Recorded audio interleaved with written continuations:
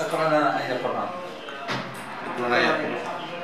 أعوذ بالله من الشيطان الرجيم. بسم الله الرحمن الرحيم. والذين جاهدوا فينا لنهدينهم سبلنا وإن الله لمع المحسنين. ثم رددنا لكم الكرة عليهم وأمددناكم بأموال وبنين وجعلناكم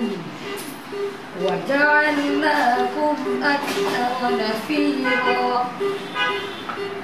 أحسنتم لأنفسكم وإن أسأتم فلها وما هذه الحياة الدنيا